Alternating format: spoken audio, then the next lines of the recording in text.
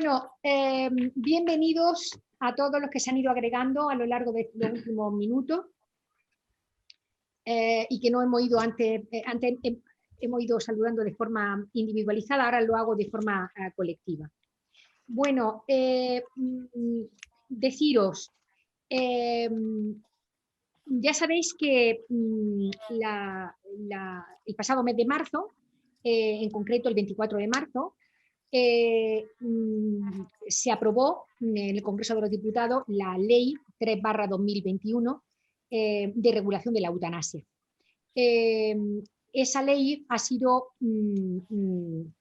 digamos, el resultado final, producto final de un largo proceso legislativo que se inició en el 2018 con la presentación por parte del Grupo Parlamentario Socialista de una proposición de ley del Grupo Parlamentario Socialista. Ha tenido muchos avatares, todo condicionados también por el dilate, también con repercusiones políticas y jurídicas de la pandemia, y finalmente fue aprobado, como digo, el pasado mes de marzo. Y entrará en vigor dentro de un mes exactamente, el 25 de junio.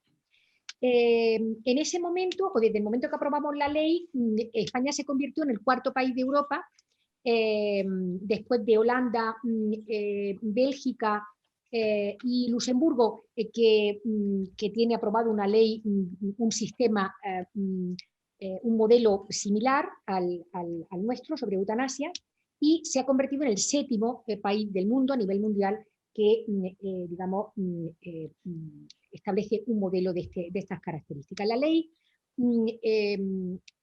puedo decir simplemente de manera muy esquemática, muy resumida y preliminarmente, que despenaliza la eutanasia activa y también el suicidio asistido. Hay ahí una diferencia de matiz entre uno y otro concepto. Despenaliza la eutanasia y el suicidio asistido, y además reconoce el derecho, un nuevo derecho subjetivo a las personas que se encuentran en determinadas condiciones de sufrimiento existencial insoportable, dice la ley, a decidir de forma autónoma acelerar el final de su vida, acelerar su muerte, y además reconoce el derecho a ser beneficiario de una prestación pública del Sistema Nacional de Salud, una prestación sanitaria, sociosanitaria, dentro del sistema público de salud, ¿vale? Todos creo que sabemos que la ley ha supuesto no su entrada en vigor, ya antes había abierto un amplio debate, un amplio y delicado debate a nivel político, a nivel también institucional, a nivel político entre los partidos que se oponen y los que defendían la ley, a nivel institucional, a instituciones que se han mostrado explícitamente contrarias a la ley, a la nueva ley. En concreto, ahí todos sabemos, ya alguien hará referencia a ello, al informe desfavorable del Comité de Bioética de España y, por supuesto, por parte de la Iglesia Católica. Rechazo, por tanto, a la posición de la ley, al modelo de la ley, optando por un modelo de potenciación de los cuidados paliativos, de la sedación y del resto de los cuidados, de las prestaciones paliativas. Un debate también social, en general en la ciudadanía y en particular entre los colectivos, los sectores que están vinculados de manera más próxima, más cercana a las personas y a los colectivos que van a ser destinatarios de esta norma. Y en ese contexto, en este contexto que acabo de decir, de debate social, debate político, institucional y social, aparece nuestro Ateneo, el Ateneo de Granada, y esta sección Derecho y Sociedad tiene el propósito de promover y de organizar espacios plurales de información, de análisis y de reflexión sobre, sobre las respuestas jurídicas que ofrece nuestro ordenamiento jurídico ante problemas sociales actuales y candentes. Y en ese contexto, en ese marco, en ese propósito, en el desarrollo de ese propósito, pues el Ateneo, a través de esta sección, ha querido y ha considerado necesario organizar este foro para el tratamiento y para el debate informado, que es muy importante debatir con información sobre esta materia. Contamos para ello con 3 ponentes yo creo que de lujo, para que puedan analizar de forma transversal e interdisciplinar las 3 vertientes que yo creo que más, se entrecruzan en la inminente aplicación que va a tener la ley. La vertiente jurídica, el magistrado Raúl Muñoz Pérez nos va a explicar un poco cuál es el marco legal de manera sintética, muy clara, analizar el marco legal y sus principales puntos críticos o interpretativos, problemas interpretativos. A continuación va a intervenir un psicólogo clínico especializado y con amplia experiencia en intervención y atención psicológica especializada en enfermos, en pacientes, en la fase final de la vida, ¿no? Que es precisamente Miguel Anxo García, del SERGAT, del Servicio Galego de Salud, o Salude. Salude, exacto.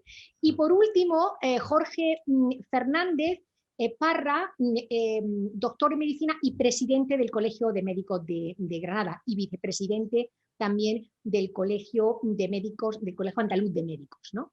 Que va a aportar esa perspectiva tan importante que hemos comentábamos antes en el preludio, en los prolegómenos de este debate, sobre el papel tan importante, tan protagonista que van a tener los médicos, los profesionales de la medicina, en el procedimiento, en el ejercicio del derecho que regula la ley, en el procedimiento de eutanasia.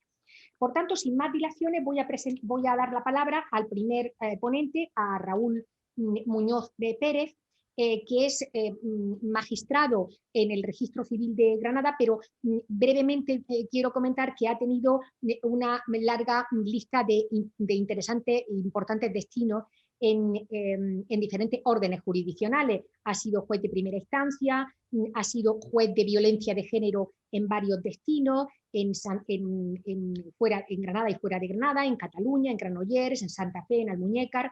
Ha sido también, es magistrado especialista en menores, aunque no ha ocupado destino en juzgado de menores, pero tiene ese prestigioso título de magistrado especialista en menores, con lo cual también tiene una amplia formación en ese campo, ¿no? Por tanto, la primera palabra, por tanto, la tiene Raúl, Raúl Muñoz, que cuenta, ya sabes, con ese inexorable plazo de 10 minutos para exponernos, para hacernos tu aportación. Muchas gracias, Raúl. Bueno, buenas tardes a todos. Muchísimas gracias, Rosa, y al Ateneo por la posibilidad de intervenir aquí. Y bueno, para que sirva para asentar el debate, que yo estoy seguro va a ser interesantísimo, bueno, pues un poco exponer en breves líneas, brevemente, lo que es el marco de esta ley, que efectivamente es la Ley Orgánica 3/2021 de regulación sobre la eutanasia y que entra en vigor, pues efectivamente, ahora en pocos días, el 25 de junio de 2021. Es una ley que a mí me parece una ley muy corta en cuanto a su extensión, apenas son 18 artículos, quitando las disposiciones que complementan a la ley, pero la trascendencia y la riqueza de debate que puede generar esta ley, porque afecta pues, a la forma en la que yo considero va a afectar a la forma en la que vamos a considerar cómo entendemos la vida. Efectivamente, como ha adelantado Rosa, pues la ley incluye un nuevo derecho. También cómo va a afectar a la forma en la que los médicos y el personal sanitario enfoca su profesión. También afectará a los jueces y magistrados, no de una forma que aún que potencialmente parece que la ley no le concede tanto protagonismo, pero ya veremos con el desarrollo y la aplicación de la ley. En definitiva, una ley que pese a su aparente brevedad genera y toca cuestiones porque efectivamente estamos hablando de una cuestión como son el periodo final de la vida, que es un tema que es fácil empatizar porque es un tema por el que todo, una situación por la que pasaremos todos, ¿no? Entonces, bueno, pues centrarnos en la base, en la justificación que ofrece la propia ley en su preámbulo para regular este tema. La ley de entrada enseguida define lo que entiende como eutanasia. Lo define como el acto deliberado de dar fin a la vida de una persona por la voluntad expresa de esta, ¿no? Y con el objeto de evitar el sufrimiento. No aparece ya vinculado necesariamente a una enfermedad terminal, porque no solo a este supuesto está limitada esta ley de eutanasia. Dentro del debate, pues la ley hace referencia a que efectivamente el debate sobre la eutanasia está justificado o los términos en los que se ha desarrollado es que vivimos en sociedades donde evidentemente la esperanza de vida cada vez es mayor. Pues, debido a esa mayor esperanza de vida, pues puede llegarse a los momentos finales con un deterioro mayor físico y psíquico, pero al mismo tiempo también contamos con los avances tecnológicos para prolongar la vida, incluso en aquellos casos en los que la curación ya parece que está descartada, muy difícil. También habla la ley de un tercer aspecto dentro de este debate, que es la secularización de la vida en la conciencia social y de los valores de la persona. Es decir, esto es importante porque sí incluye subliminalmente o de forma indirecta el tema de que la ley toma conciencia de que no todas las personas, no todos los destinatarios de esta ley van a tener ya una concepción de la vida más tradicional, o necesariamente apegada a lo que es la creencia religiosa. No lo dice expresamente, pero cuando habla de la secularización de la vida, efectivamente está diciendo, bueno, pues no podemos partir exclusivamente de la concepción más propia de la fe, donde la vida, pues efectivamente es indisponible porque es un don divino, sino que la persona tiene autonomía para decidir también en este ámbito. Y luego, bueno, pues al hilo de la normativa que se ha ido desarrollando cada vez más avanzada para tener en cuenta la autonomía del paciente, pues la autonomía de las personas también en el ámbito sanitario, que la extiende a este aspecto. El fundamento constitucional de la ley, pues menciona en primer lugar la libertad, que aparece como uno de los valores superiores de nuestro ordenamiento jurídico, en el artículo 1.1, la dignidad de la persona en su variante del respeto a la libertad, de la autonomía de la voluntad, y también en el artículo 15, que es el derecho a la vida, en su modalidad de la integridad física y moral, así como la libertad ideológica y de conciencia del artículo 16, y como la ley es muy cuidadosa o aborda o impone unos deberes de confidencialidad muy estrictos, también el derecho a la intimidad de los pacientes o de las personas que opten por solicitar lo que es la prestación a la ayuda a morir, así lo llama la ley. Por eso hace mención al artículo 18. ¿Qué modelo de regulación dice? La ley dice, hay distintos modelos, ¿no? Hay un modelo de países que han despenalizado las conductas, ya sea la eutanasia o el suicidio asistido, pero no han dado luego una regulación positiva a las consecuencias de esa despenalización. Es decir, se han limitado a decir, bueno, a partir de ahora determinadas conductas no son delitos, pero no ha regulado cuál es el marco que rige la aplicación de la eutanasia o incluso el suicidio asistido. Por eso la ley dice que se enmarca en aquella concepción de los países que no se han limitado a despenalizar, sino a regular cómo debe administrarse, cómo debe regirse los pacientes y los médicos en este caso, a la hora de aplicar, a la hora de solicitar la eutanasia. Y se establecen dos modalidades. Aquella en la que sea el personal sanitario quien facilitará los medios necesarios para que tenga lugar la eutanasia, y aquellos casos en los que se le prescribirá al paciente para que él mismo se la administre, ¿no? Se habla de esta eutanasia activa administrada por personal sanitario o autoadministrada, ¿no?, por el paciente. Y la ley también reconoce la objeción de conciencia del personal sanitario. Efectivamente, una de las cuestiones clave es que ya desde el principio, en su artículo 1, la ley reconoce o está hablando, cuando se refiere a la eutanasia, de un derecho, ¿no? Es decir, el derecho, digamos, el derecho a morir, el derecho en determinadas circunstancias a poder disponer sobre su vida, ¿no? Y el ámbito de aplicación, pues no está limitado exclusivamente a la... Estamos hablando de un ámbito, el ámbito de aplicación se da por establecimiento, perdón, no está limitado exclusivamente a personas jurídicas públicas, sino también a los establecimientos privados, a las personas jurídicas privadas y también a cualquier persona que se encuentre en el territorio español. Y parte la ley de una serie de definiciones. Las definiciones, bueno, no insistiré en el consentimiento informado, que eso es de conocimiento común de todos los que me escuchan, pero sí de lo que los dos supuestos que considera la ley que son los que dan lugar a su aplicación. En primer lugar, el padecimiento grave, crónico e imposibilitante. Es decir, puede solicitar la eutanasia a aquellas personas que tengan este tipo de padecimiento crónico e imposibilitante, que viene referido a limitación a la autonomía física de la persona o aquellas actividades que le impidan realizar de manera autónoma actividades de la vida diaria, y también a otras que afecten a su capacidad de expresión y de relación y lleva aparejado un sufrimiento físico y psíquico y efectivamente no tener expectativa de curación. El otro supuesto que contempla la ley es la enfermedad grave e incurable. La enfermedad grave e incurable, efectivamente, esta sí es la enfermedad terminal.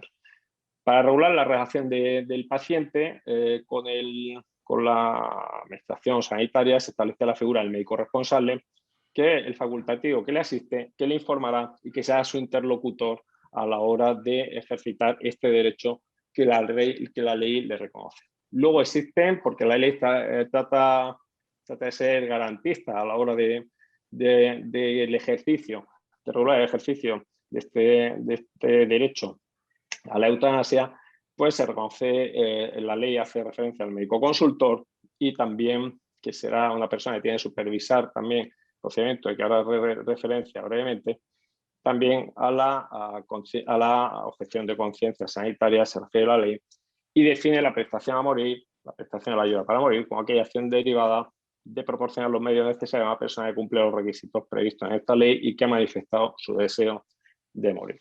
Ya hemos visto que hay dos modalidades en las que se prescribe al paciente y aquellos supuestos en los que el personal sanitario quien se la facilita, quien se la administra.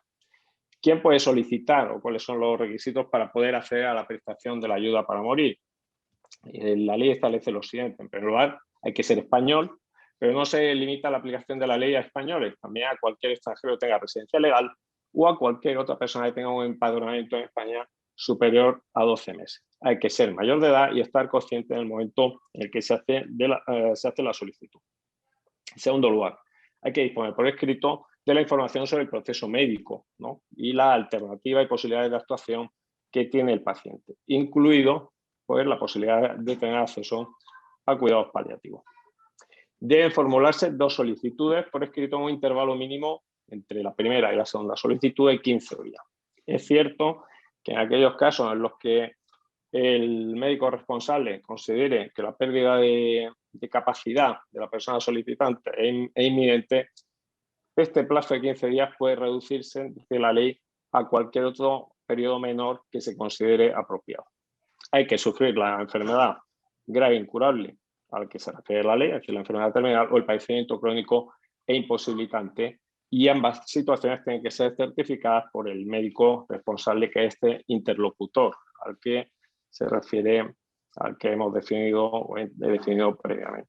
También debe prestarse el consentimiento informado, si bien el consentimiento informado puede tener hay una excepción en aquellos supuestos en los que el paciente no se encuentre en pleno uso de sus facultades para prestar este consentimiento, pero haya firmado un documento de instrucciones previas, un testamento vital o de voluntad anticipada, un documento semejante. En este caso, ya he dicho cuáles eran los requisitos. En este supuesto, en los que existe este documento de instrucciones previas, se puede prescindir de la información escrita a la que debe facilitarse al paciente. También se puede prescindir del requisito de haber formulado las 2 solicitudes y del consentimiento informado. ¿Qué gestionará cuando el paciente no puede hacerlo por sí mismo? En estos casos, la solicitud, pues fue que haya nombrado el paciente previamente un representante. En este caso será él, será el representante, o incluso podría ser el propio médico responsable si el paciente no tiene a nadie quien puede recabar ese documento de última voluntad y solicitarlo y gestionarlo el propio médico responsable, ¿no? Uno de los temas también importantes de la ley es esa valoración de la incapacidad de hecho de las personas que vayan a perder la posibilidad de manifestar ellos su voluntad. Es decir, la situación de incapacidad de hecho pasa a determinarla el propio médico responsable. Estos son los requisitos que hay que tener a las personas que pueden solicitar. En cuanto a la solicitud, pues la solicitud debe estar firmada por el propio paciente. Si no puede, pues será otra persona a otra persona mayor de edad que pueda hacerlo, a su solicitud expresando estas circunstancias, en presencia de un profesional sanitario, no necesariamente el médico, luego se le da traslado inmediatamente al médico responsable. Es una solicitud que es revocable o que es susceptible de pedir un aplazamiento. En los supuestos de incapacidad de hecho, ya he dicho que será el propio médico responsable o una persona mayor de edad que acompaña al paciente quien pueda hacer esta solicitud. Como he dicho, la ley establece tres filtros para asegurarse que la decisión es consciente, voluntaria, libre del paciente. En primer lugar, ya hemos dicho, se establece esta primera solicitud que da inicio a un proceso deliberativo entre el médico responsable y el paciente. Se le informa de cuál es su situación médica, cuáles son las alternativas, tratamiento, este procedimiento deliberativo al tiempo se hará una segunda solicitud. Ya hemos visto que la ley, salvo un supuesto muy excepcional de pérdida de inminente capacidad, establece que son necesarias 2 solicitudes, entre las cuales tiene que transcurrir 15 días. Cuando se haga esta segunda solicitud, se continúa el procedimiento deliberativo entre médico responsable y paciente, y una vez que haya terminado esta segunda solicitud, ya el paciente debe manifestar si quiere continuar con la solicitud de la prestación de la ayuda a morir o si desiste ella, ¿no? En caso de que decida continuar, el médico responsable lo va a poner en conocimiento del personal del equipo asistencial, especialmente enfermería, y con respecto a familiares de llegado, solo si así lo solicita el paciente, ¿no? Y pues, le pedirá la firma del consentimiento informado. Una vez que tenemos las 2 solicitudes y que efectivamente el paciente decía o manifestado su voluntad de continuar, el médico responsable, este sería el segundo filtro, debe consultar a lo que la ley llama el médico consultor. El médico consultor es un especialista, un médico que no ha asistido al paciente, pero es especialista en el ámbito, en la rama de la medicina, de la enfermedad que afecta al paciente y que debe elaborar un informe. Este informe, si es favorable, ya sirve como resolución administrativa que concede, que permite la concesión de la prestación por la ayuda a morir, y que en caso de que sea desfavorable dará lugar a que el paciente pueda reclamar ante la Comisión de Garantía y de Evaluación y de Garantía. En la Comisión de Garantía y Evaluación, que es el órgano al que aludiré también brevemente, que es creado también por la ley.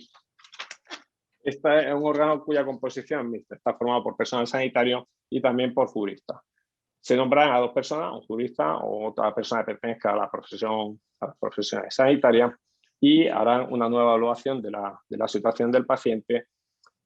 Pueden efectivamente considerar que se reúnen los requisitos, en cuyo caso se puede seguir adelante, o pueden considerar que no se reúnen los requisitos, en cuyo caso ya se elevaría al pleno de la Comisión de Evaluación y Garantía la decisión final sobre si se concede o no la prestación de la ayuda a morir o se deniega.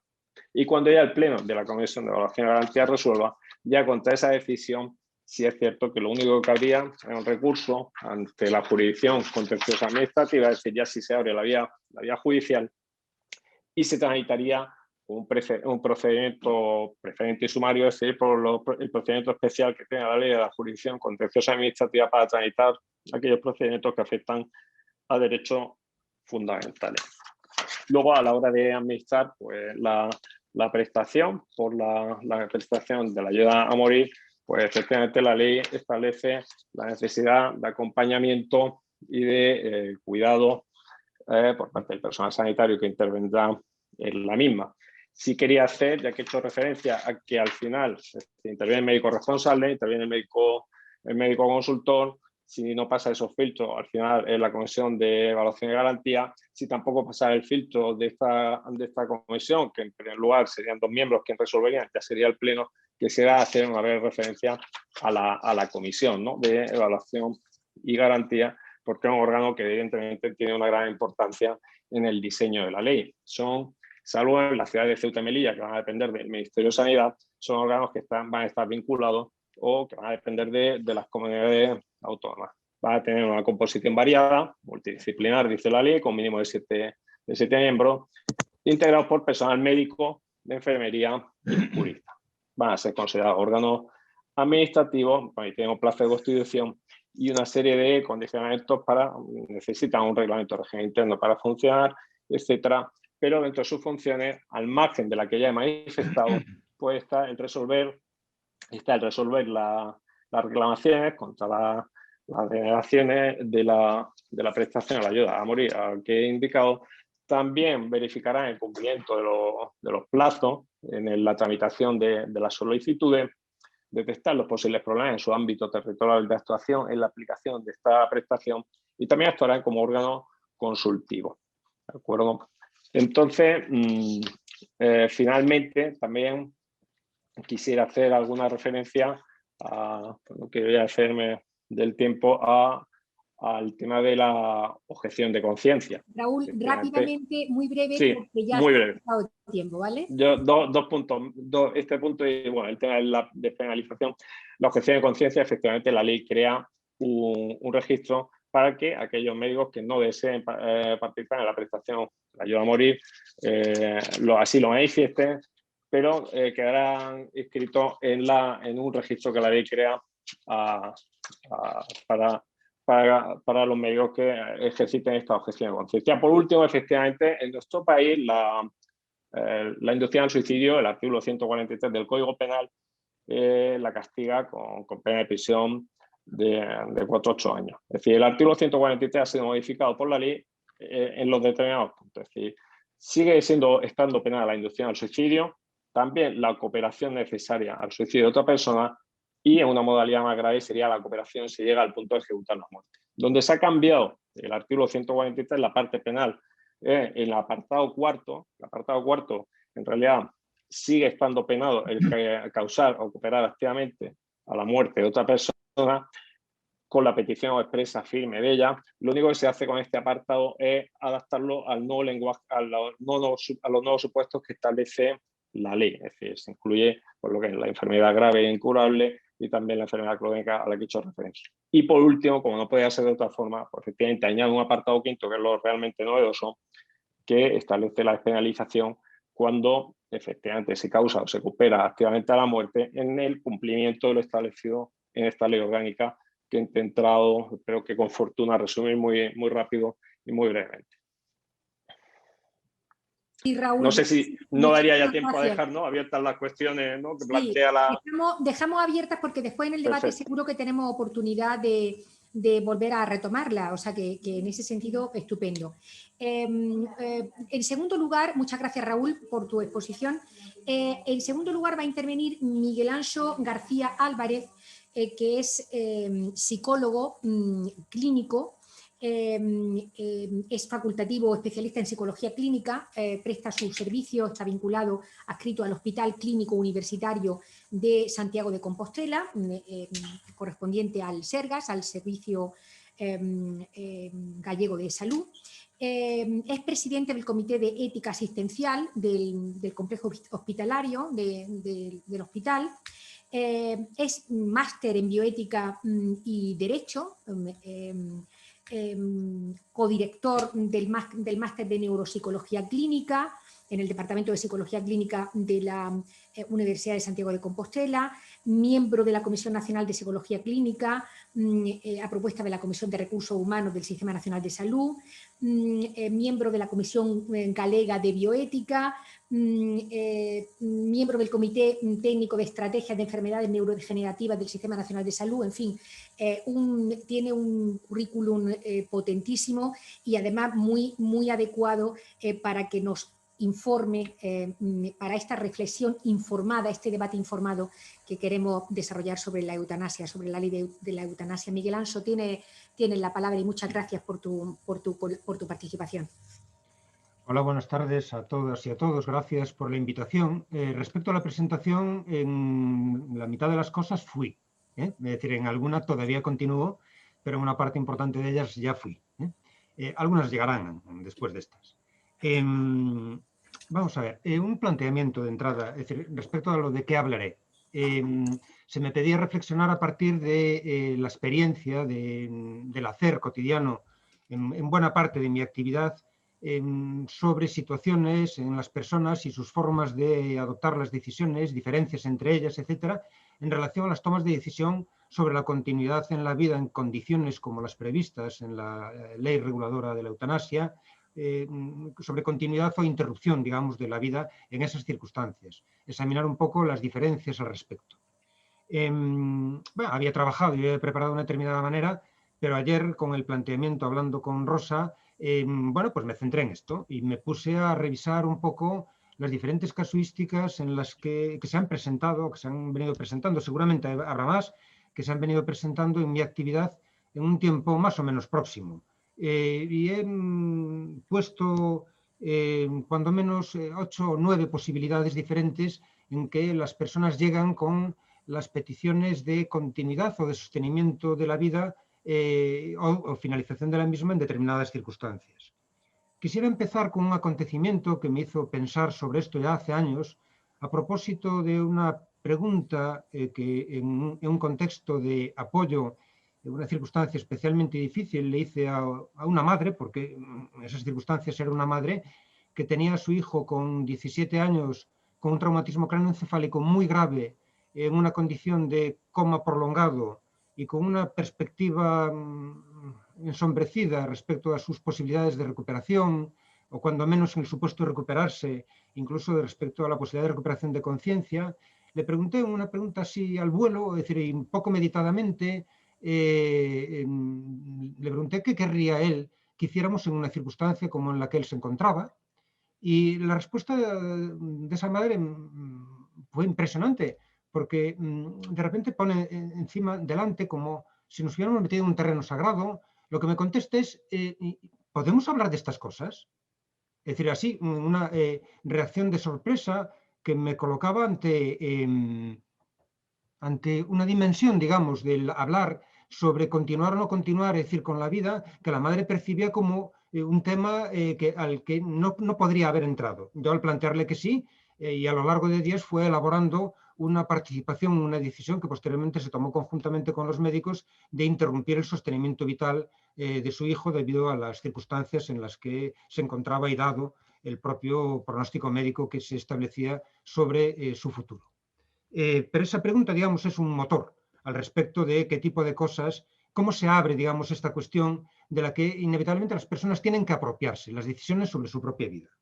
Examinando la casuística, y obviamente hablamos de personas en un contexto de grave o de muy importante enfermedad, diferencio gravedad e importancia en la medida en que la gravedad alude más, digamos, a la condición propia de la enfermedad, a su pronóstico, evidentemente a los daños que pueda estar causando, a las limitaciones que pueda dejar en su propia evolución.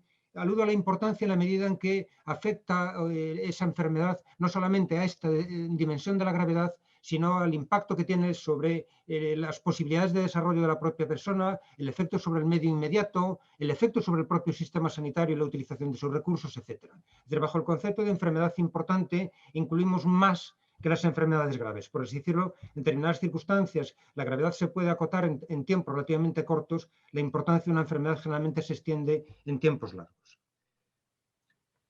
Las casuísticas de las que voy a hablar vienen derivadas de una experiencia de trabajo con pacientes con esclerosis lateral amiotrófica, con personas afectadas por daño cerebral adquirido grave, tanto desde el momento inicial de atención hospitalaria en las áreas de críticos hasta el seguimiento en los procesos de rehabilitación prolongados a 2 o a 4 años, en el trabajo con peticiones concretas de las unidades de paliativos y obviamente el trabajo en críticos en la toma de decisiones sobre continuidad o no en el sostenimiento vital de personas. Voy a citar diferentes posibilidades. Hay quien pide Información sobre métodos para morir directamente en consulta, dada la relación suficiente de confianza, plantea si se le podría informar sobre los mejores métodos, digamos, obviamente está pensando en la reducción, en eludir el sufrimiento del propio acto del suicidio, sobre los mejores métodos para poder morir por la propia mano, por así decirlo.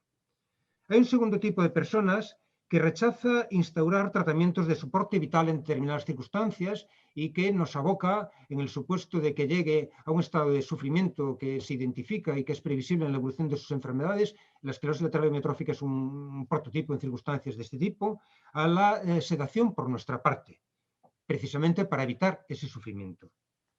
Hay personas, sería un tercer tipo, que quieren suspender tratamientos de soporte vital instaurados después de haber vivido durante un tiempo bueno, la vida, es decir, con el soporte de funciones vitales externo para poder sostener la vida. Nos aboca inevitablemente a todos, otra vez a la atención sanitaria, a la sedación precisamente para evitar el sufrimiento cuando se retiran cuando se van a retirar esos soportes. Hay pacientes que piden abiertamente, pedían, obviamente hasta ahora esta era una demanda imposible de atender y que llevaba a un determinado tipo de trabajo respecto a las decisiones sobre tratamientos, que pedían directamente ayuda para morir. Es decir, algunos lo referían además de una forma muy simple, que era pedían que se le aplicara la inyección esa de la que se hablaba en la eutanasia, es decir, con un conocimiento superficial de lo que estaba hablando, pero con un saber elemental, básico y certero, digamos, sobre lo que quería, es decir, que se le proporcionara en el estado en el que se encontraba. Presentaba un determinado tipo de dificultad en manejar, obviamente, esta demanda, frente a la cual no teníamos hasta el presente ningún tipo de respuesta válida más que la de remitirle a la garantía de ayuda en la situación de sufrimiento y a recordarle que estaba en su posibilidad de acción la decisión sobre los tratamientos que se instauraban o que se podrían instaurar y con ello a la situación en la que podría colocarnos a nosotros de acción, de actividad en la reducción de sufrimiento. Había personas, y hay personas que quieren que se haga todo lo posible para vivir. Es decir, y lo plantean claramente, es decir, hagan ustedes todo lo posible, que nos coloca evidentemente en el ámbito sanitario en la cuestión relacionada con la indicación. Es decir, tratamientos indicados y no indicados en según, digamos, qué circunstancias de desarrollo de las enfermedades. Hay personas que no quieren que la otra persona muera en una condición en donde está, debido al estado de conciencia, no puede evidentemente plantear ninguna elección y no tiene previsto en el documento de instrucciones previas nada al respecto porque no está hecho el documento de instrucciones previas. Pero las personas vinculadas plantean abiertamente que no quieren que muera, es decir, a pesar de todo. De nuevo nos coloca, pero con más fuerza todavía, en la cuestión relacionada con la indicación de los tratamientos, incluidos obviamente los tratamientos de soporte vital. Hay un séptimo, digamos, grupo o característica de personas que no quieren tomar la decisión y la quieren dejar en nuestras manos. Generalmente porque está establecida una buena relación de confianza o porque la decisión, por razones muy diversas, le supera o no quiere realizarla. Por ejemplo, decisión en algunas circunstancias sobre personas muy directamente vinculadas y plantean que hagamos lo que nos corresponde o que lo que nosotros veamos conveniente. De nuevo nos sitúa ante la cuestión de la indicación. Hay un resalto, un último grupo, que hay quien quiere que se haga lo que el otro quisiera que se hiciera si estuviera en condiciones de tomar decisión. Hablamos de situaciones de pérdida de conciencia, estados de coma, estados vegetativos persistentes, etcétera, en donde las personas vinculadas, no habiendo documento de instrucciones previas, plantean o intentan representar la voluntad o los deseos que esta persona podría llegar a manifestar de encontrarse ante esa situación con plena conciencia. Obviamente, esto nos sitúa ante una dificultad dado el cambio que se produjo en la Ley de Autonomía del Paciente, modificando el artículo 9, en donde, en ausencia de documento de instrucciones previas, es la modificación del año 2015, se plantea el que debe primar la mejor acción favorable a la vida y a la salud de la persona. Hasta esas fechas, cuando menos hasta esta modificación, la valoración se deducía a partir de la exploración de valores, identificar la relación que sostenía con sus familiares, valorar la condición médica y dado un acuerdo entre el equipo médico y la familia, la familia o las personas más directamente vinculadas, se tomaba la decisión más conveniente dado el estado y el pronóstico en el que podría encontrarse esa persona. Estos son los 8 tipos en que, reflexionando ayer, es decir, para traer hoy, a propósito de esa petición precisa de en que las diferentes posibilidades en las personas en situaciones de este tipo, son los 8 tipos que identifico. Con seguridad podríamos definir más y desde luego se nos va a sumar abiertamente, pero se sumará ya a quienes pedían abiertamente la ayuda para morir. Se nos va a situar a día de hoy la cuestión de personas que pedirán el finalizar, digamos, su situación ejerciendo el derecho previsto en la ley reguladora de la eutanasia. Hago un inciso y dejo entre paréntesis un tipo de población que presenta además un riesgo y un tipo de dificultad muy específico. Tiene que ver con la infancia. Es decir, con la infancia, digamos, las decisiones, si en general con los adultos las decisiones se complicaban hasta ahora por lo menos y se van a seguir complicando, excepto aquellos que realicen el documento de instrucciones previas de una forma obviamente clara e inteligible fácilmente y en aquellas que opten con plena capacidad, es decir, por la decisión eutanásica, se nos va a plantear una agudización en relación a la problemática con infancia respecto al sostenimiento de intervención terapéutica más allá, digamos, de lo que consideraríamos razonable en general en adultos, que es una cuestión que está reconocida, digamos, en el sufrimiento de la infancia en situaciones muy avanzadas de enfermedad. Bien, las diferentes situaciones nos hablan de personas diferentes, lógicamente hay motivos diferentes de carácter biográfico, de carácter personal, del nivel de información, de los marcos ideológicos, religiosos, etcétera, en los que uno vive, etcétera, pero todas ellas tienen en común algo muy importante. En la medida en que pueden decidir, las personas deciden. A veces desconocen hasta dónde pueden decidir. A veces carecen de los recursos para poder decidir. Otras veces carecen de las alternativas. O venían careciendo, cuando menos una parte, de alternativas para decidir. En la medida en que van conociendo y se les va facilitando las posibilidades de decisión, y eso tiene que ver con información, respeto y apoyo, en la medida en que eso se va haciendo, las personas van tomando decisiones. En ese tomar decisiones, de hecho, se va a encontrar un instrumento principal de la atención psicológica, en ese ocupar el lugar principal en la toma de decisiones. Obviamente, nuestra intervención en circunstancias de este tipo se ha dirigido hasta el presente hacia paliar, obviamente, el sufrimiento y, en no pocos casos, avanzado esto, una vez que éste alcanzaba ya ese punto en donde se decía, bueno, no tiene ningún sentido seguir así, y con el acuerdo de la persona se avanzaba a la sedación y a la analgesia ya final, digamos, en sus vidas. Pero había que esperar, digamos, a que se avanzara hasta un punto determinado en donde se nos hiciera reconocible y en ese sentido nos invocara directamente ya nuestra actuación el sufrimiento que la persona tenía. Algún paciente, de hecho, esperaba la oportunidad de un determinado tipo de enfermedad, como es la neumonía, en pacientes con esclerosis lateral amiotrófica, para situarse en urgencias y decir que no quería tratamiento y que quería la atención al sufrimiento que le causaba la neumonía. Lo cual es un acto, es decir, impresionante donde lo haya. Es decir, tengo en mente además una persona muy en concreto que entra de urgencias directamente a la unidad de paliativos para fallecer ese día. Es decir, con un inicio de neumonía al que se negó, es decir, al que entró negando que se le tratara o que se le atendiera de ninguna manera. ¿Qué se hizo desde psicología clínica, digamos, hasta el presente en este marco? Obviamente, cualquier intervención de cualquier profesión sanitaria en relación a pacientes tiene un punto de apoyo principal. Se ha de hacer desde el reconocimiento y respeto de los derechos a las personas.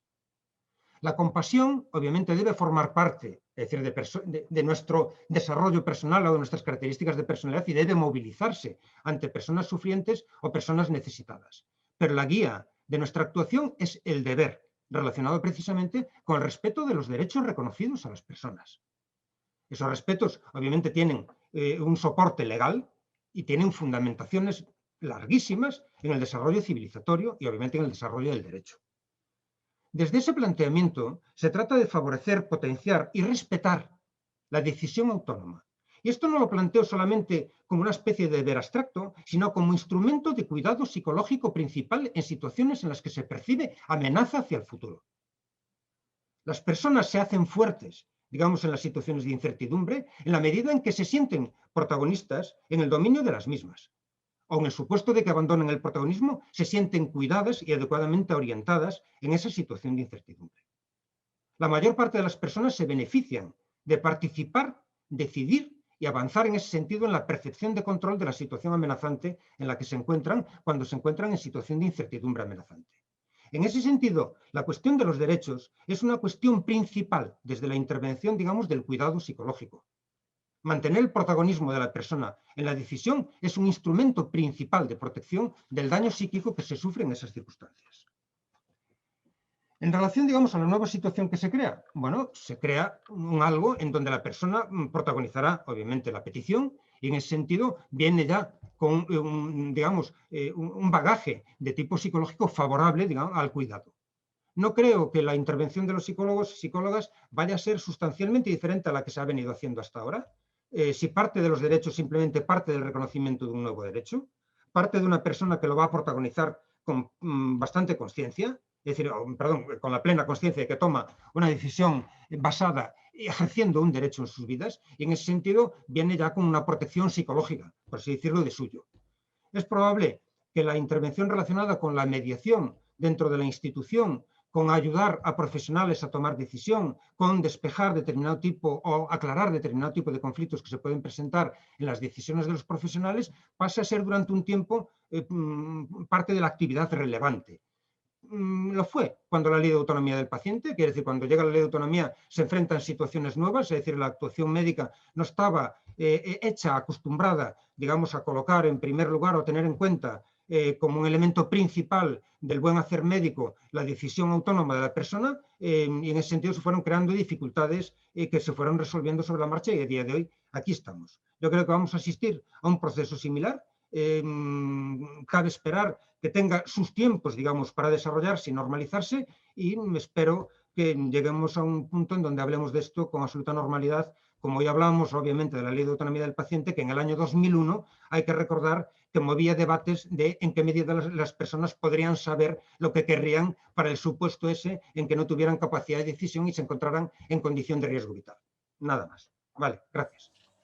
Muchas gracias, Miguel Anso. Ha estado muy clarificadora, ha sido muy clarificadora y además el testimonio de tu experiencia de intervención con los enfermos terminales y esa descripción que ha hecho de la tipología, de las diferentes tipologías de situaciones que se encuentra el psicólogo, yo creo que ha sido muy esclarecedora. Vamos a pasar al último interviniente, al último ponente de la mesa de hoy. Es Jorge Fernández Parra. Es presidente, como he dicho antes, del Colegio de Médicos de Granada y vicepresidente del Colegio Andaluz de Colegios Médicos del año pasado, del de Granada desde el año 2016. Me consta, bueno, es doctor en cirugía, en medicina y cirugía y profesor de la Universidad de Granada, colega, por tanto, de tareas docentes en la UGR, jefe también de estudios, por tanto, responsabilidades también de tipo de formación académica en el Hospital Virgen de la Nieves, jefe de estudios del Hospital Virgen de la Nieves, y tiene muchísimas publicaciones, artículos, más de casi 40, capítulos de libros, ponencias varias, y además me consta que tiene experiencia ya en algún foro, en haber organizado y participado en el Colegio de Médicos, en algún foro sobre precisamente la ley en ciernes, que lo era entonces, de la eutanasia. Por tanto, también lleva ya un recorrido de trabajo, de información y de debate sobre la materia. Muchas gracias, Jorge, por tu participación y somos todo oídos. Pues muchas gracias, Rosa, por vuestra invitación en este interesante debate. Y bueno, yo soy de especialidad ginecólogo, ¿no? Y alguien puede preguntarse, bueno, ¿qué hace un ginecólogo hablando sobre estos temas? Durante mucho tiempo en el hospital mío, lo que era la atención a las pacientes oncológicas, ginecológicas, lo llamamos los ginecólogos. Por lo tanto, hacíamos la atención al final de la vida. Y esa experiencia individual, personal y profesional realmente pues, no ha acompañado y no ha hecho pues, ser, creo que mejor médico. Pero como tú bien dices, estoy aquí como presidente del Colegio de Médicos y es una situación un poco compleja, porque igual que el debate en la sociedad se ha planteado, también se ha planteado en la profesión. En la profesión hay diferentes posturas, a veces muy enfrentadas, y yo lo que siempre pues, abogo es un poco por el respeto a las ideas y las posturas de cada uno, ¿no? Bueno, efectivamente nosotros en el Colegio de Médicos organizamos un debate con varios profesionales de ámbito desde la atención primaria, paliativo, intensivo, medicina interna, ¿no? E incluso al presidente de la Comisión de Odontología del Colegio de Médicos. En primer lugar, es cierto que cuando se habla de la ley de eutanasia, lo que son nuestra corporación, lo que es el Consejo General del Colegio de Médicos, ha habido siempre una postura de oposición a esta ley, ¿no? ¿Y en qué se basaba esta postura de oposición? Pues se basaba en nuestro código de deontología, ¿no? En nuestro código de deontología, en el artículo 36.3, dice que el médico nunca provocará intencionadamente la muerte de ningún paciente, ni siquiera en caso de petición expresa. Bien, bueno, todo el mundo lo sabe, pero me gustaría decir que el código de deontología bueno, pues nos diferencia lo que es una profesión del profesionalismo, ¿no? Y realmente un compromiso de la profesión médica con la sociedad. Pero el código de deontología cambia.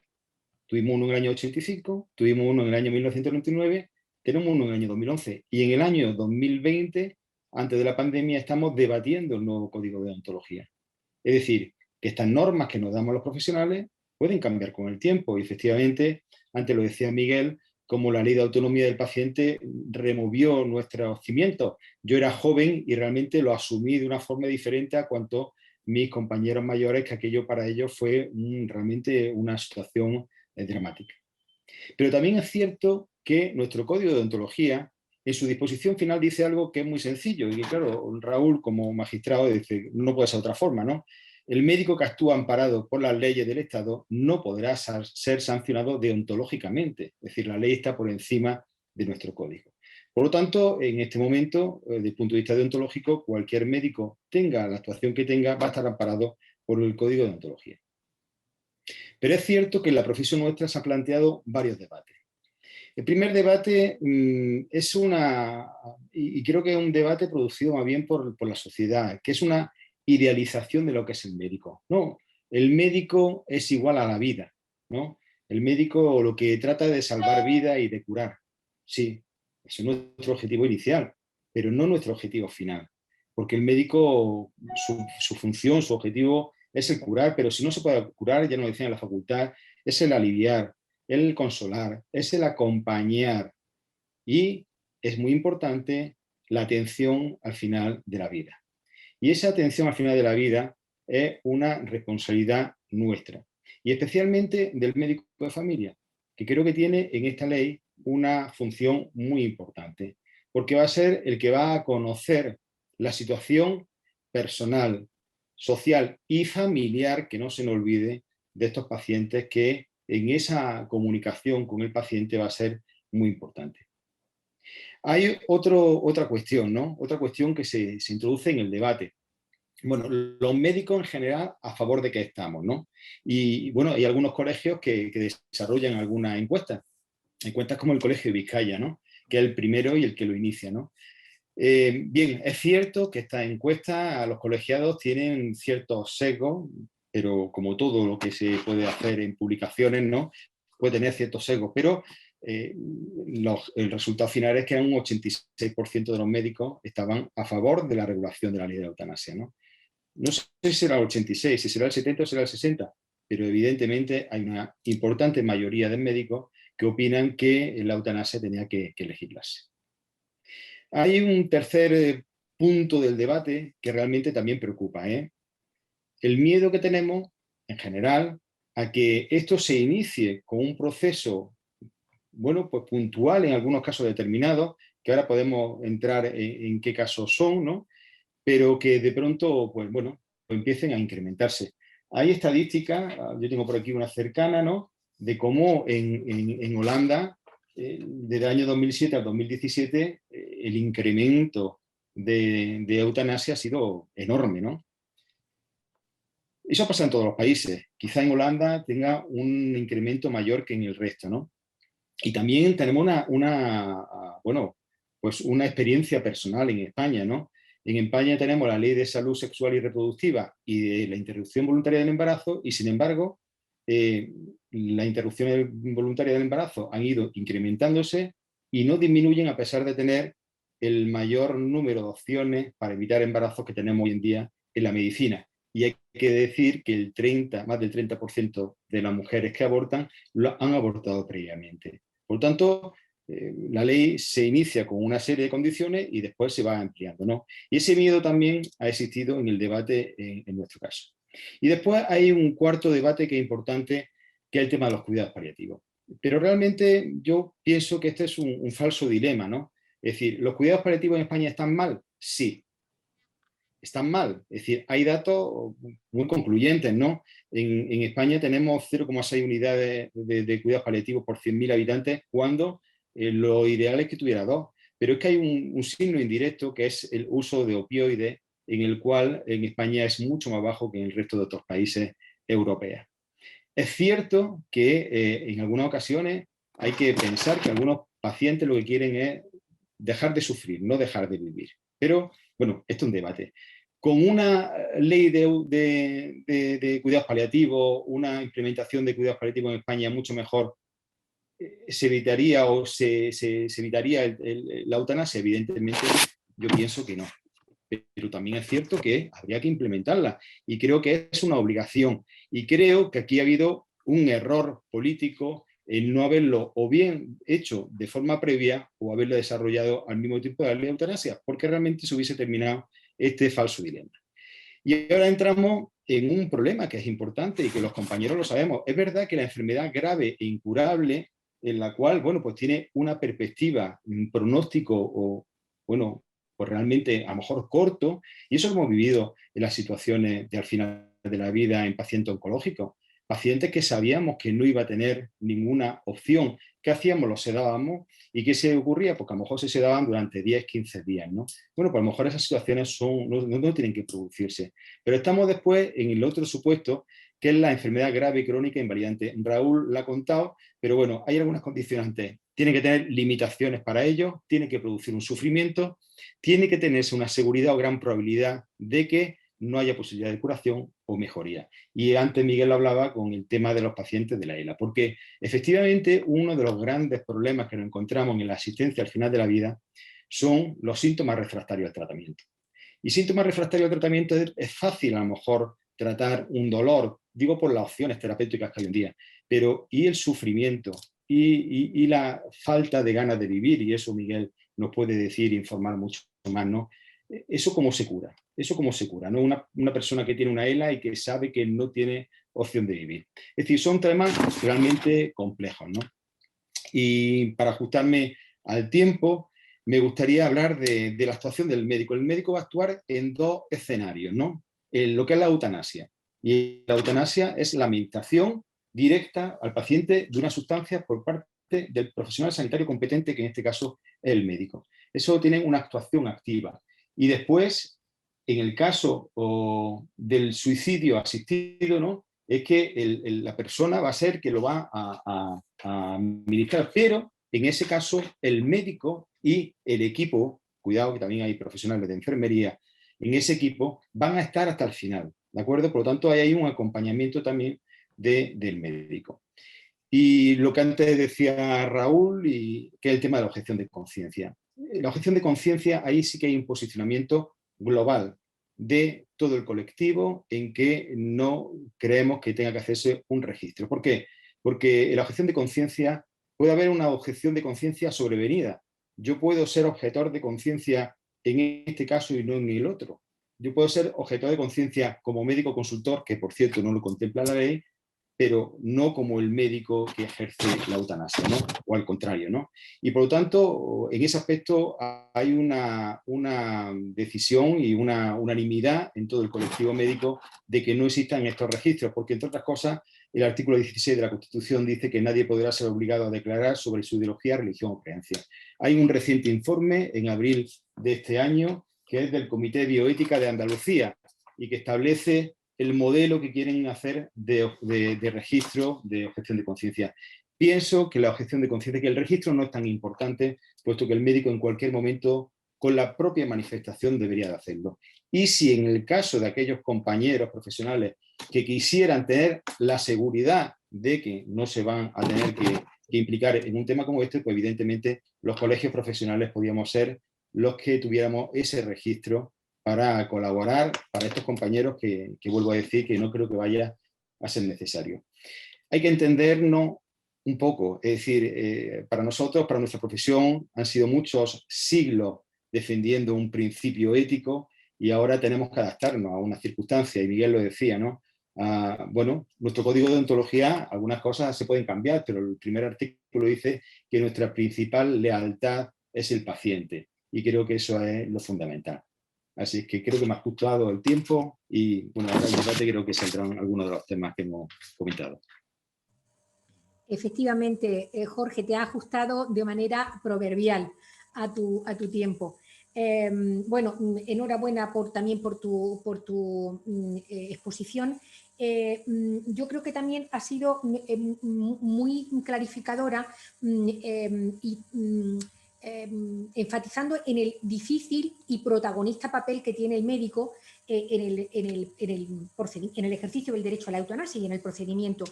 A mí, de todas maneras, hay algunas cosas que no me quedan demasiado claras. Ahora, cuando se abra el debate, creo que tendré oportunidad de plantearlas, pero quiero primero dar la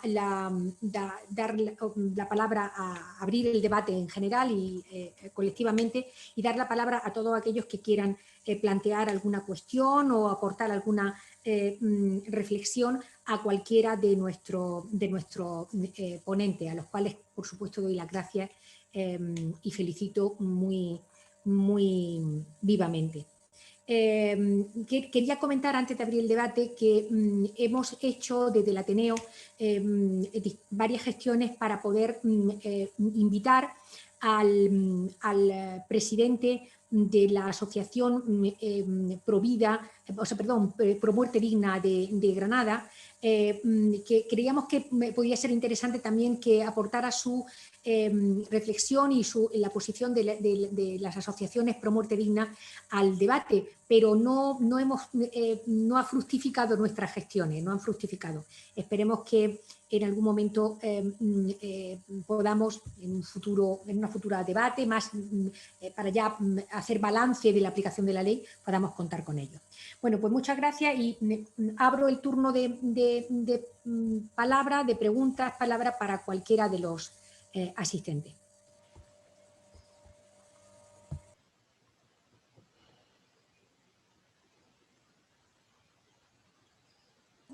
¿Nadie rompe el fuego? Pues entonces lo voy a tener que romper yo. Sí, vale, José Luis, te agradezco que lo rompas tú. Vale, yo rompo el fuego. Primero, supongo que es porque soy político, digo, y por Dios, que no soy político, sino que soy psicólogo, que me ha encantado lo que ha contado Miguel Ancho. Yo creo que ha presentado el problema de una dimensión muy humana, ¿no? La ley pues tiene su dimensión legal, por supuesto.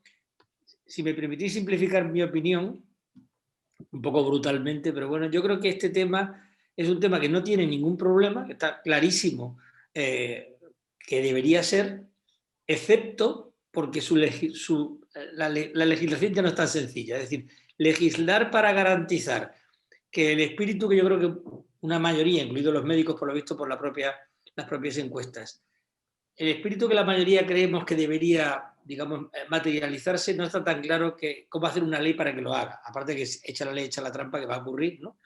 Y que alguien podrá intentar eutanasiar a su abuelo para que le deje la herencia, ¿no? Entonces, yo creo que la idea está muy clara. El problema es cómo asegurarnos que esa idea que tenemos se plasma de una forma, digamos, lo más objetivable posible.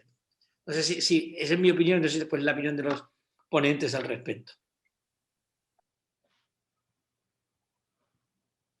¿Queréis contestar cualquiera de vosotros? Miguel Ancho, Jorge, Raúl. Bueno, pues si abro yo un poco el fuego, yo sí he entendido bien la pregunta, era cómo, me imagino cómo objetivar, ¿no? que hay garantías, ¿no? en la aplicación y en las solicitudes de la prestación para la ayuda a morir. No sé si era esa como estaba planteado el tema, ¿no? O el nivel de garantías que ofrece la ley. No sé si lo he entendido bien. Sí, dicho muy sencillo, una ley que impida a los que realmente lo necesitan que lo hagan sería preocupante, pero una ley que permita un coladero más allá de la ética también sería preocupante. ¿Cómo se pone el fiel para que el filtro pase lo que tienen que pasar y los otros no? Bueno, pues es un tema muy interesante. Yo lo he planteado muy de pasada, tampoco y me feo. Hay una cuestión que sí es importante en la ley, ¿no? Es cuando la persona que no está en capacidad de decidir, cuando estamos ante situaciones de incapacidad de hecho, pues si tenemos un testamento vital nos podemos ceñir a él, pero a mí el hecho de que el médico responsable, he hablado antes, estamos hablando de una ley muy importante de cara a los médicos. A mí el hecho de que un médico sea quien determine una situación de incapacidad de hecho, el médico asistencial en el hospital, es decir, que se haya desjudicializado, no haya intervención la tradicional intervención de los jueces, el traslado al fiscal para determinar si una persona está en capacidad o no está en capacidad. Por supuesto que el médico asistencial tiene la posibilidad de evaluar ese informe, pero no sé si quizá la desjudicialización que se produce con carácter general, lo digo también por la responsabilidad que puede venir para los médicos, porque ha aludido al supuesto de que, el supuesto marginal de que alguien que quiere eutanasiar al abuelo, etcétera, los supuestos sean marginales. Pero claro, a partir de ahora el foco de disparo de todas esas posibles... Vivimos en una sociedad muy litigiosa. Es decir, vivimos en una sociedad muy litigiosa, una sociedad donde efectivamente puede haber intereses de por medio. Vivimos en una sociedad donde además de la medicina se sigue esperando que haya una curación absoluta, pero es que el objetivo de esos disparos va a ser un médico. Y va a ser un médico asistencial que además va a tener que pronunciarse sobre la capacidad volitiva, intelectual de una persona. Yo creo que ahí sí se podría mejorar la garantía judicial, tutela de derechos y deberes de los ciudadanos que el artículo 117 de la Constitución atribuye pues, a jueces, fiscales, etcétera. Creo que ahí sí se podría mejorar algo, no circunscribirlo tanto en convertir prácticamente en órganos administrativos pues, a los hospitales y que ellos se autotutelen y resuelvan. No sé cuál será la postura pero quizá por ahí, ¿no?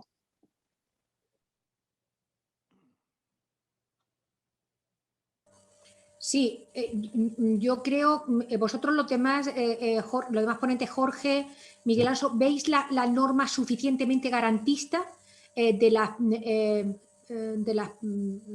personas solicitantes o del entorno familiar o del familiar que tenga en su caso que ejercitar el derecho en nombre del paciente? A ver, un par de cuestiones.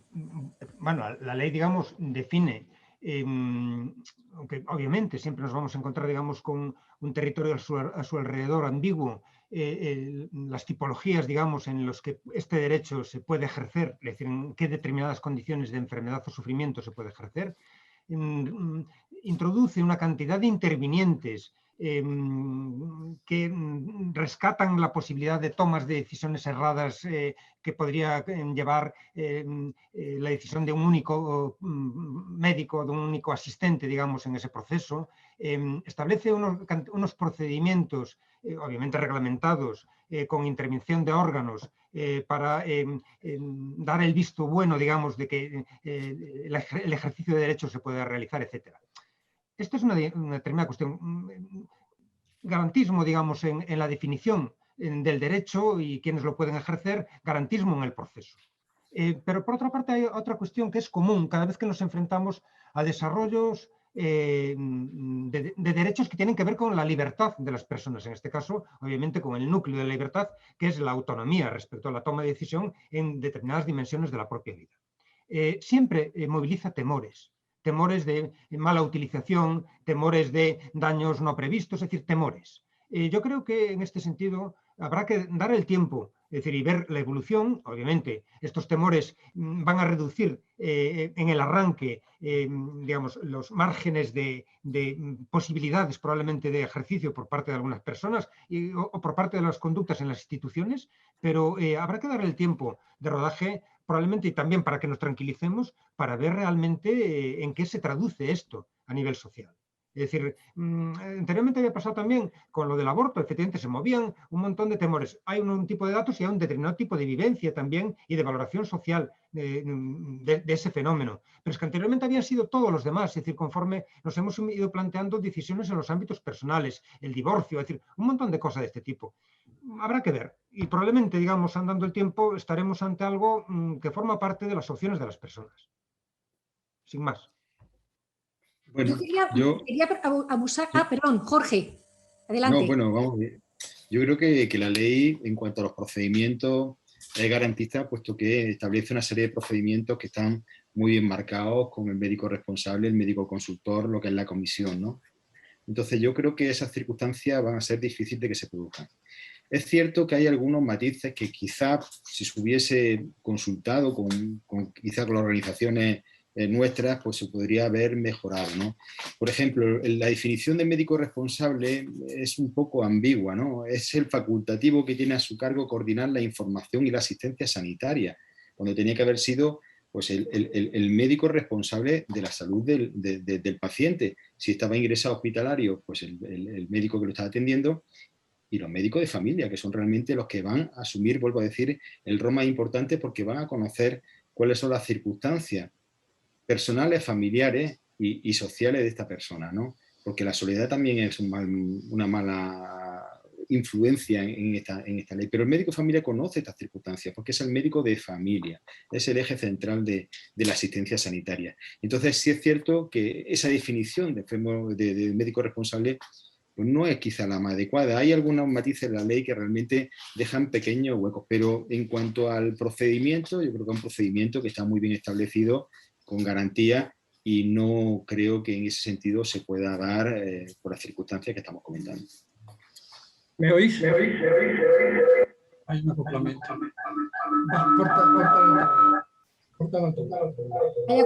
Hay acoplamiento, Hilario. Lo vamos a solucionar. Ya está solucionado.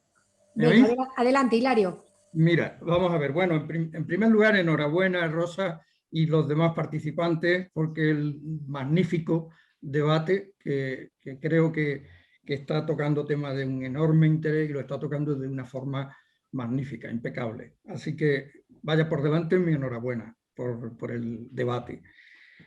Yo creo que, bueno, algunas de las cosas que estoy diciendo, la mayoría de ellas ya están tocadas, o sea que estoy un poco poniendo acentos, si queréis, en algunas cosas. Yo creo que estamos hablando de contextos que son abultos de dos tipos, fáciles y difíciles, porque la misma experiencia del personal asistencial pues prueba, ¿no? Yo mismo por los médicos que tengo en mi entorno, prueba que de alguna manera la asistencia a esa última fase de la vida en casos muy concretos con enfermedades que son incurables y que tienen un pronóstico muy malo, pues eso es algo que va a cambiar poco realmente. Es algo que de alguna forma ya se viene haciendo, ¿verdad? Y de una forma muy lógica, muy privada y muy respetuosa. El problema es cuando la situación es una situación bastante más ambigua, bastante más subjetiva, bastante más susceptible de opiniones, etc. Por ejemplo, a mí me preocupa, yo estoy muy lejos de ser experto en esto y estoy lejísimo de esta especialidad, ¿no? Pero bueno, una cosa que me preocupa es que las personas tenemos contextos emocionales variables. Está claro que cuando hay un ELA, cuando hay una enfermedad gravísima, pues va a cambiar poco el estado de ánimo de la persona, esto está clarísimo. Pero hay quizá otros contextos donde habría que plantearse esa variabilidad del contexto emocional de la persona. Habéis hablado de un plazo que establece la ley de 15 días entre las dos peticiones. 15 días probablemente esté en el mismo valle emocional que ha decidido la persona cuando hace la primera solicitud. Y entonces yo quería preguntaros si ese plazo no parece como demasiado corto, teniendo en cuenta que las personas podemos cambiar nuestro estado de ánimo. Y luego, evidentemente, que otro tema que también habéis tocado muy bien, es que hay un paisaje subterráneo de presiones, que son presiones no explícitas, que son presiones larvadas, desde la propia soledad de la persona hasta el propio deseo de no incomodar al entorno, etcétera, etcétera. Hay muchos etcéteras.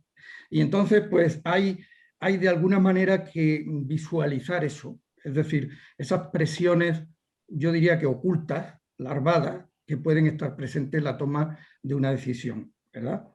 Me ha parecido muy importante para, digamos, controlar estos dos aspectos, pues el hecho, lo que decía Jorge concretamente, que decía que había un escalón en la administración de opiáceos y en la administración de otra serie de sustancias activas de quimioterapia para prevenir el dolor. Esto es muy importante, que nosotros nos pongamos al día en eso, y que si somos una sociedad moderna que lo está demostrando para tener legislaciones avanzadas, pues que también seamos una sociedad abierta que entienda que si el dolor se puede paliar, hay que paliarlo.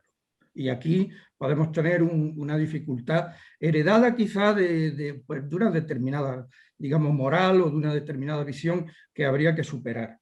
Y por tanto, me parece muy importante que una ley semejante vaya acompañada de un impulso a los cuidados paliativos y a las unidades de dolor. Me parece fundamental. Y luego, pues, quizá para mayor garantía, hay un tema del que quizá hayamos hablado menos, que es la formación específica. Es decir, que la única manera de mejorar la calidad de la prestación, la única manera de conseguir que no haya aplicaciones espurias de esta ley es preparar a la gente. Del mismo modo que se está haciendo, por ejemplo, con el tema de la violencia machista y otra serie de cosas, donde está clarísimo que hay que preparar al personal jurídico, que hay que preparar al personal asistencial, etcétera, pues aquí me parece que la parte de formación específica sería fundamental, ¿vale? Y bueno, y poco más. Quería, pues, que no sé saber cuál es vuestra reacción a estas reflexiones. Hilario, si te puedo contestar a una cuestión con respecto al estado de ánimo de un paciente, ¿no? Por eso quizá hay que centrarlo fundamentalmente en el médico de familia. ¿Por qué? Porque la asistencia hospitalaria tiene un déficit en cuanto a la longitudinalidad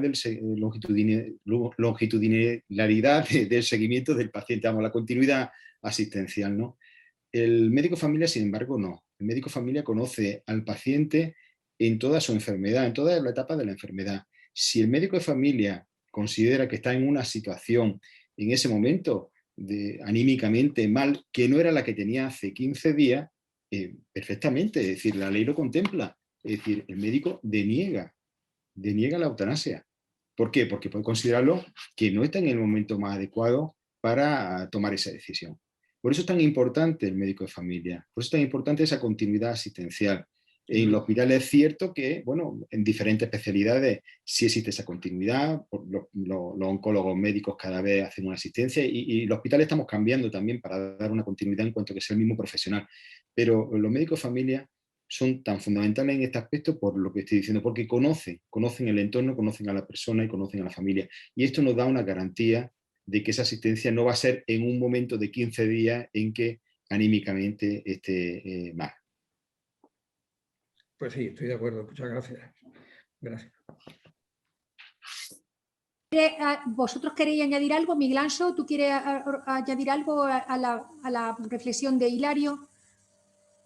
A ver, hay una cuestión, cuando se habla del ejercicio de un derecho individual, siempre se puede mover la duda de en qué medida la persona está en las adecuadas condiciones o sabe, efectivamente, ejercer adecuadamente bien el derecho. Puedo poner de una forma ramplona la cuestión de cómo ejercemos el voto, ¿vale? Y las consecuencias de los ejercicios de nuestro voto. Es decir, a veces parecería que casi preferiríamos en ocasiones plantear que se hicieran oposiciones para poder votar, ¿vale? Pero efectivamente organizamos las sociedades como las organizamos, valoramos que las personas toman sus decisiones fundamentadas en sus propios criterios. Lo digo a propósito del criterio de no ser carga para otros.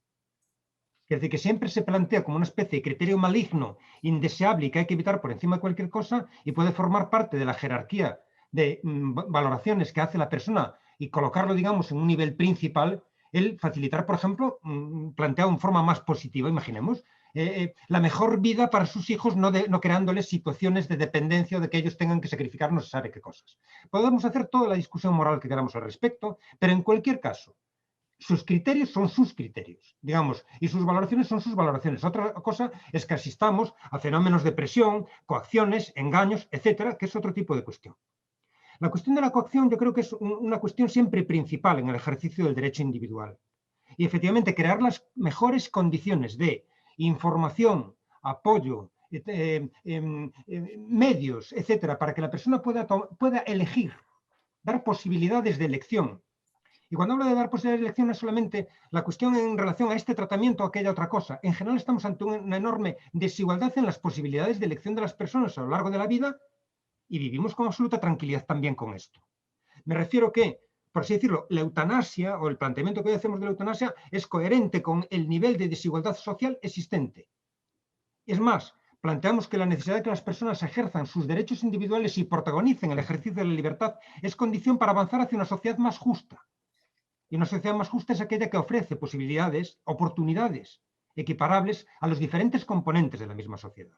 Pero planteamos como condición, precisamente como gran medio para avanzar hacia una sociedad más justa, el que las personas sean más libres. Es decir, no es incompatible, es el camino. Dicho esto, efectivamente debe preocuparnos. Para empezar, yo creo que vamos a resolver esta situación caso a caso. Cualquier planteamiento de resolución abstracta de esto, intentando encajar razonamientos, para empezar, nos lleva a problemas artificiales y, por otra parte, a soluciones artificiales si es que encontráramos las soluciones. Caso a caso. Esto se ha visto así cuando se planteó el ejercicio de la ley de autonomía. Es decir, se pasa, obviamente, a explicitar claramente la necesidad, digamos, de que las personas adopten las decisiones en relación a los tratamientos e inmediatamente nos encontramos con una casuística enormemente diversa. Desde cuánta información le damos, cuánta información quieren, cuánto quieren decidir, y entonces vamos viendo que vamos mejorando en el ejercicio de la autonomía de las personas en un ámbito personalísimo, como es la cuestión de su salud y los tratamientos que van a aceptar, los vamos resolviendo caso a caso. En la medida en que la sociedad va progresando, es parte del progreso, digamos, voy a decirlo así, en relación a la eutanasia civilizatorio, en la medida en que la sociedad va progresando, va manejando mejor todo esto. Nos vamos modificando todos. Aquí se han modificado los pacientes, los médicos y los propios, evidentemente, los propios juristas. Se han tenido que ir modificando. A propósito de que apareció algo nuevo. Las personas toman decisiones en un ámbito donde antes no las tomaban, que les era totalmente ajeno. Yo creo que aquí va a pasar un poco esto, por eso yo digo, también caso a caso. Debemos estar vigilantes efectivamente con los fenómenos relacionados con la coacción, pero hay fenómenos objetivos que coaccionan a las personas. Por ejemplo, no es aceptable, efectivamente, porque sabemos que el dolor es un enorme coaccionador de decisión en las personas. Sabiendo que hay tratamientos eficaces frente al dolor, es una variable que hay que despejar, inevitablemente. No lo podemos aceptar, digamos, como estado normal de la persona. Sabemos que la falta de información, por cierto, es otro enorme coaccionador negativo. Pero actúa como una enorme coacción también en las posibilidades de decisión de las personas. La soledad, y la voy a plantear como falta de apoyo en el proceso reflexivo que la persona realiza, etcétera. Es decir, yo creo que, por eso, caso a caso, iremos viendo. Pero la libertad es el camino. Yo de eso sí que estoy convencido. Para la justicia, además. Claro, pero todo eso me lleva también a mí a la reflexión de que intentar comparar esta ley, por ejemplo, con la ley del aborto, pues no nos llevaría muy lejos. Porque en el fondo la ley del aborto es una ley muy compleja en cuanto a las percepciones de las personas, en cuanto al vínculo con las ideologías, con todo lo que queráis. Pero al fin y al cabo no era una ley que tuviera implicaciones en el entorno de la persona más allá, mucho más allá del entorno de la persona que tomaba esa decisión. En este caso, esta ley es una ley que implica a un entorno entero de la persona, ¿verdad? Y implica también una situación de vulnerabilidad, porque la persona que está abocada a tomar una decisión de ese tipo es una persona que está sujeta a un entorno de vulnerabilidad total. Y por tanto, yo creo que deberíamos ser especialmente protectores, especialmente vigilantes. Estoy totalmente de acuerdo, primero, en que la ley es necesaria, no quiero que se me malentienda. Segundo, en que el camino es el correcto. Lo único que estoy diciendo es que probablemente necesitaríamos, pues, eso, formación, necesitaríamos despejar algunas cuestiones, como por ejemplo cuidados paliativos, potenciarlo, llegar al nivel de otros países. unidades de dolor, criterios de protección social, etcétera, etcétera. Yo creo que debería ser un acompañamiento lógico a una ley de este tipo. Gracias, Hilario. Quería hablar también Alicia Martín Montalbán. Yo al hilo de lo que tú dices, Miguel Ángel, me viene perfecto, porque yo pienso que la ley sí que es garantista, pero la ley... ¿Se ha cortado? El oído, sí. Sonido. Espera, no. Sonido. No se oye, Rosa.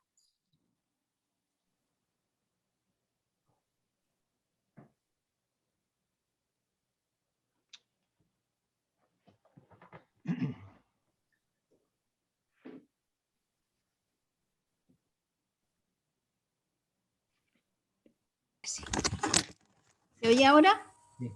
Ahora sí. Sí, vale. Pues comentaba que me venía muy bien, Miguel Ángel, tu intervención, porque yo considero que sí que la ley es garantista, pero precisamente por eso creo que en muchos momentos el procedimiento es complejo y me preocupaba que cómo haríamos para que esa ley llegue a todas las clases sociales, que no sea que determinada clase social que tenemos un nivel cultural X, sí que tengamos esa posibilidad de reflexión o de decir que puedo decidir sobre ello, ¿no? Y si los médicos, el psicólogo o quien en este caso podría informar a gente que no tiene esa preparación, o es un tema tan delicado que tendría que ser el paciente el que haga de alguna manera la pregunta, y entonces el médico de familia, como dices tú, Jorge, o quien intentaría que la ley sea general y que no sea solo para una clase social con un determinado nivel de formación.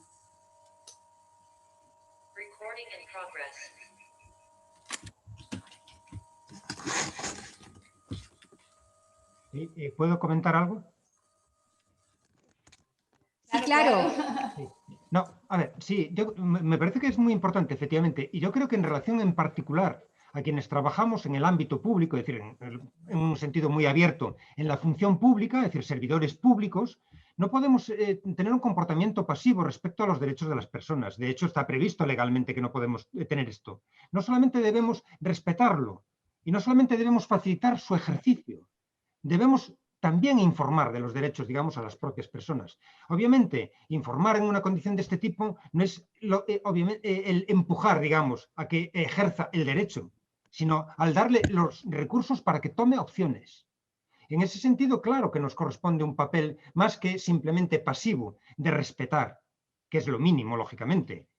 Tenemos que facilitar que las personas ejerzan sus derechos. Y aquí ejercer el derecho es, sea el hacer lo previsto, digamos, en relación a la ayuda para morir, sea no hacerlo, pero sobre la base precisamente informada de la posesión de un derecho y de las formas de ejercerlo.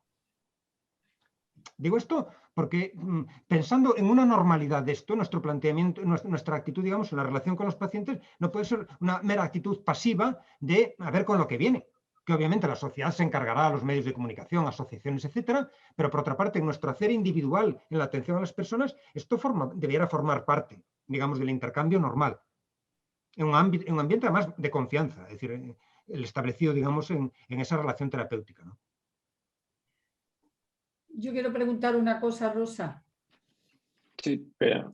Sobre esto último que estabais hablando, perdón, es simplemente por... Sí, porque es verdad que la ley tiene su disposición, tiene una disposición adicional, que es la séptima, donde efectivamente no deja al médico, sino que se preocupa de que haya una difusión máxima en la sociedad sobre el contenido de la ley y una máxima difusión sobre que las personas, los ciudadanos, hagan este tipo de documentos de última voluntad o testamentos digitales. Es decir, está expresamente previsto en la ley que por parte de los poderes públicos haya la mayor difusión al contenido de la ley. Con respecto a lo que se planteaba antes, también hay una mención a los conflictos de intereses, ¿no? Y a la posible no intervención de personas que puedan estar beneficiadas por la eutanasia.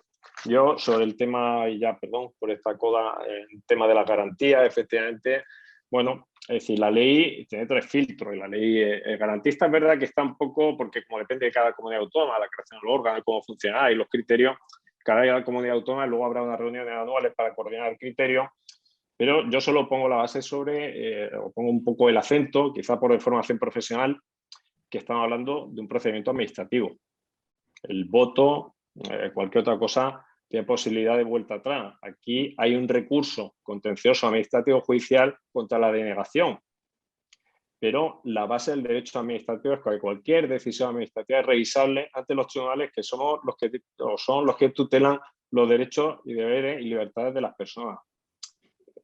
Sé que es una butada, pero quizás para generar un poco de debate, todos tenemos la experiencia de que nos ponga una simple multa de tráfico. No nos conformamos con lo que dice, por supuesto, la administración y no es una cuestión de vida o muerte. Tenemos acceso, porque es un derecho fundamental, a los tribunales. Aquí estamos hablando de un procedimiento administrativo que luego la administración, como los juzgados, como todos, lo gestionan personas. Cómo responder a cada persona es una cuestión abierta al debate, pero estamos hablando de una decisión administrativa que produce un resultado que ya no tiene posibilidad de marcha atrás. Aquí eso. Con respecto al tema de la libertad y el tema del equilibrio en la ley. Bueno, España sigue siendo un Estado social y democrático de derecho, artículo 1 de la Constitución. Para asegurarnos de que en cada caso, y casuísticamente, asegurar que la persona que está sufriendo, porque efectivamente la ley se habla de eutanasia, pero la ley regula lo que es la eutanasia, digamos, tradicional, y regula el suicidio asistido. No son exactamente, yo creo que no son términos sinónimos, aunque aquí se está dando quizá por hecho que una ley de eutanasia, una ley que regula el suicidio asistido de personas que no tienen una enfermedad terminal, que eso no quiere decir que no sean tragedias, porque lo son, y que la ley efectivamente lo regula, y habla de un derecho a la muerte. ¿Cómo nos aseguramos el plazo de 15 días, si es suficiente, si no es suficiente? Bueno, en las dos situaciones que contempla la ley, es muy difícil que la persona esté bien. Es decir, estamos hablando de dos situaciones extremas de la persona. Quizá como sociedad, y ya se ha apuntado antes, lo que sí podemos establecer el contexto para que la persona sea lo más libre posible. Y lo más libre posible es que somos un Estado social. Deberíamos evitar que alguien tomara la decisión de, como se decía en los años 60, párate mundo que yo me apeo, por ser una carga para alguien. Yo creo que eso sería una derrota de la sociedad. No quiero vivir, no, perfecto, y ahí la ley establece su garantía, pero quizá hay un mensaje subliminal. Es que debería haber habido una ley de cuidados paliativos. Es que, bueno, no la ha habido. No la ha habido. ¿En qué medida es más libre una persona? Pues efectivamente, las desigualdades sociales no crean personas libres. Las desigualdades de este tipo van a crear que sea una ley que cree o que se aplique a sectores sociales con menos recursos. Que sea una ley que está creando desigualdades. Es una cuestión que no tiene marcha atrás, ¿no? Era eso un poco lo que quería anotar también para generar debate. Me parece interesante y cosas que no se queden en el tintero. Y le quería decir a Jorge eso, que ya que has dicho que el primer filtro es el médico de familia, ¿qué papel tiene que jugar con quien no tenga a lo mejor esa capacidad o esa información o esa formación con ese paciente? Bueno, el primer filtro es el médico responsable, que puede ser un médico de familia, puede ser un médico en el hospital. Es una de las cosas que realmente la ley no deja claro.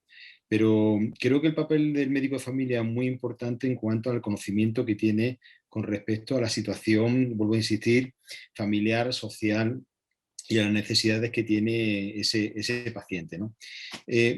Voy a aprovechar porque nosotros aquí en Granada tenemos a un compañero que es Miguel Melguizo, que es médico del Centro de Salud de Almanjaya y que es una persona que es experta en bioética, que fue uno de los que estudió allí en el Colegio de Médicos, ¿no?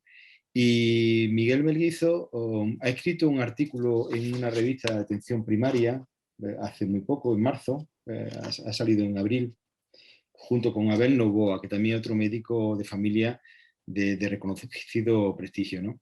Y entonces él establece 3 garantías necesarias desde el punto de vista médico. Bueno, ellos establecen 3 garantías, ¿no?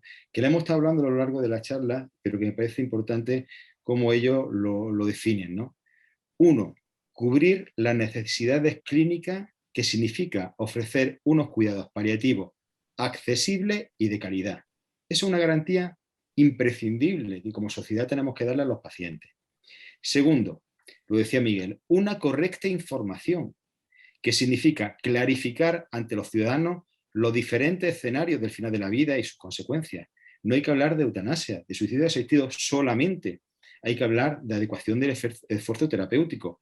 Hay que hablar que lo que estamos haciendo ya de hace mucho tiempo en medicina, lo de limitar los tratamientos de soporte vital en algunas condiciones. Y eso que a veces da miedo porque se desconoce esa información. Hay que dar esa información. Y hay una tercera que es una herramienta, que no es ya solamente la herramienta de cómo contribuir o cómo participar en lo que es la eutanasia o el suicidio activo desde un punto de vista farmacológico, no. Es la promoción de las decisiones compartidas, que significa facilitar herramientas que permitan expresar deseo y preferencia. Y en eso hay que trabajarlo, ¿no? Al principio lo hablábamos con Rosa, queda un mes y no hemos hecho nada. Queda un mes y no se ha hecho nada, ¿no? Y entonces hay que trabajar precisamente en estas herramientas, que son herramientas de comunicación, que vuelvo a insistir que los médicos de familia en este sentido llevan muchos años trabajando en esa comunicación con el paciente mucho más intensa que podemos hacer en otros ámbitos, como son los ámbitos hospitalarios. Muchas gracias. Me han aclarado mucho vuestras intervenciones. Gracias. Como siempre, yo entiendo que vamos a tener que improvisar o que nuestras administraciones van a tener que improvisar. Siempre nos coge el toro, como se suele decir, ¿no?